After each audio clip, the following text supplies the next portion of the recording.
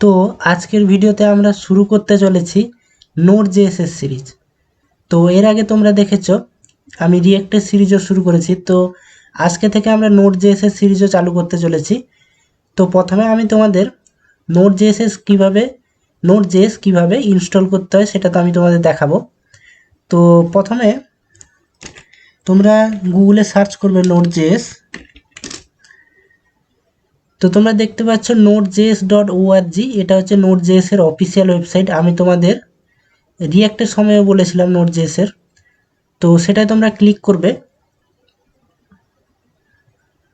আমি এখানে সাইডে দেখতে পাচ্ছ তোমরা কমান্ড প্রম্পটটা খুলে রেখেছি তোমাদের দেখানোর জন্য। তো এটা তোমরা সার্চ করে খুলবে। তারপরে এটা তোমরা দুটো দেখতে পাচ্ছ, ডাউনলোড ফর উইন্ডোজ, এটা অটোমেটিকলি নিয়ে নিয়েছে। আর এখানে তোমরা দেখতে পাচ্ছ 16.14.1 রিকমেন্ডেড ফর মোস্ট ইউজার্স, আর এটা হচ্ছে কারেন্ট। তোমরা সবসময় LTS টাই ডাউনলোড করবে লং টার্ম সাপোর্টের জন্য, কেন এটা হচ্ছে স্টেবল ভার্সন। তো এটা এখনও ডেভেলপিং এতে আছে, তো এটাই তোমরা ডাউনলোড করবে 16.14.1 LTS-টাই। তো এটা যখন তোমরা ডাউনলোড করবে, এটা আমার অলরেডি ডাউনলোড করা আছে, সেই জন্য আমি ডাউনলোড করে দেখাচ্ছি না।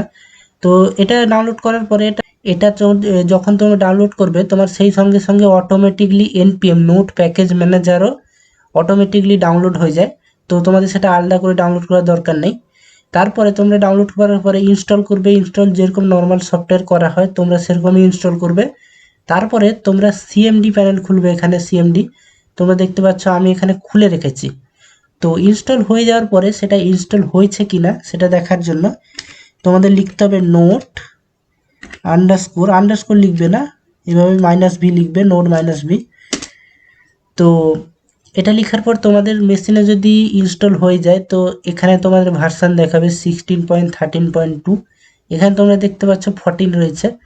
তো এটা আমার পিছনে আছে, আমি যখন একে আপডেট করব তখন এটা চেঞ্জ হয়ে যাবে। তো তোমাদের 16.14.1 এখানে দেখাবে।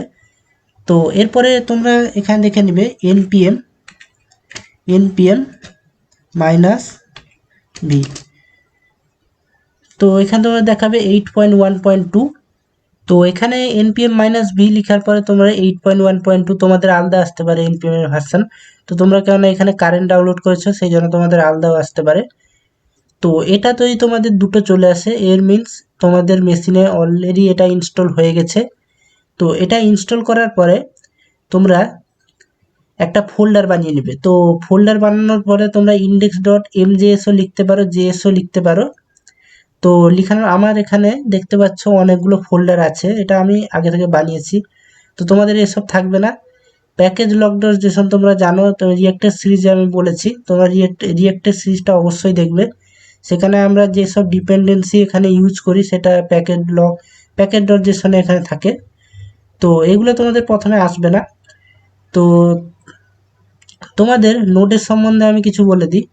Node.js কোনো প্রোগ্রামিং ল্যাঙ্গুয়েজ না। Node.js is a open source server environment. মানে আমরা জাভাস্ক্রিপ্টকে আমরা ক্লায়েন্টের পরিবর্তে সার্ভার সাইডে আমরা লিখছি। ক্লায়েন্টেও আমরা লিখি, যেমন রিয়েক্টে আমি লিখছিলাম। তো Node.js হচ্ছে সার্ভার সাইডে আমরা জাভাস্ক্রিপ্টটাকে লিখছি। তো এটার মানে হচ্ছে আমরা Node.js-কে ব্যাকএন্ড হিসেবে ইউজ করতে পারবো।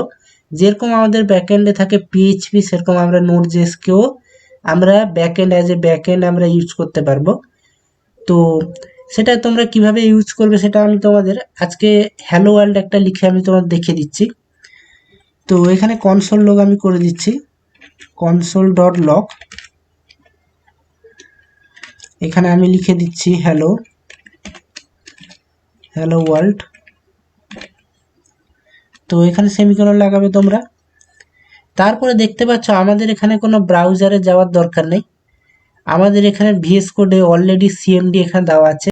তো এখানে কনসোল ডট লেখার পরে তোমরা কিভাবে প্রিন্ট করবে, এখানে টার্মিনালে তোমাদের আরেকটা কথা বলে দিই যে এখানে তোমরা দেখতে পাচ্ছ CMD আছে, পাওয়ার সেল আছে।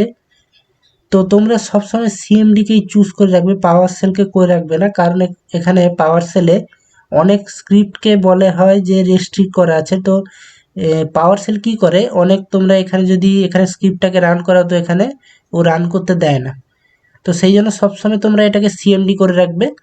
আর এটাকে রান করানোর জন্য তোমাদের আমি বলে দিই, তোমাদের প্রথমে নোট লিখতে হবে, নোট তারপরে স্পেস দিবে। এটা এই যে ফাইলটা index.mjs এটা আমার src ফোল্ডারের ভিতর আছে, তোমরা দেখতে পাচ্ছ এখানে src ফোল্ডার।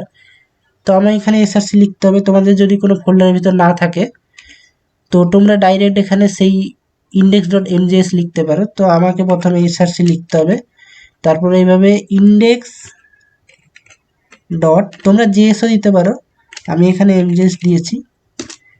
তো তোমরা দেখতে পাচ্ছ এখানে হ্যালো ওয়ার্ল্ড প্রিন্ট হয়ে গেছে।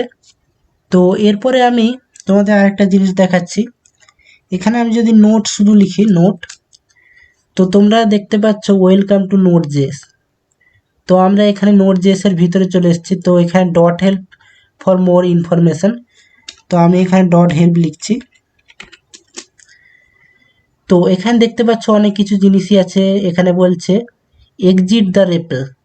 তো এটা আমরা রেপেলের ভিতরে চলে এসেছি। তো REPL এই রেপেলটা কি সেটা আমি তোমাদের পরের ভিডিওতে দেখাবো, এবং দুটা পার্টে আমি করে দেখাবো। রেপেলটা অনেক বড় জিনিস, তো তোমরা সেখানে দেখতে পাবে রেপেলটা কি, তো সেটা আমি পরের ভিডিওতে তোমাদের দেখাবো। আর এখানে তোমরা রেপেল থেকে যদি তুমি বাইরে আসতে চাও, তোমরা এখানে লিখে দিয়েছে Ctrl+C তোমাদের লিখতে হবে, আর Ctrl+D এক্সিট ফর রেপেল। তো আমি এখানে Ctrl+Dটা দিয়ে দেখছি, Ctrl+D। তো আমরা এখানে এক্সিট হয়ে গেছি রেপেল থেকে। তো রেপেলটা কি সেটা আমি তোমাদের পরের ভিডিওতে বলবো, এবং দুটা ভিডিও আমি তার বানাবো, তো তোমরা সেখানে দেখতে পাবে ক্লিয়ারলি। তারপরে আমরা চলে যাব বিভিন্ন মডিউলে, ফাইল সিস্টেম মডিউল, তো বিভিন্ন মডিউল আছে, তো সেটা তোমাদের আমি দেখাবো। তো এই ভিডিওটা যদি কোনো সমস্যা থাকে অবশ্যই তোমরা কমেন্ট সেকশানে জানাবে, এবং তোমাদের যদি ইনস্টলেশন প্রসেসে কোনো অসুবিধা হয়ে থাকে তো তোমরা অবশ্যই কমেন্ট সেকশানে জানাবে। আর ভিডিওটা ভালো লাগলে অবশ্যই লাইক শেয়ার সাবস্ক্রাইব করবে। তো দেখা হচ্ছে পরের ভিডিওতে।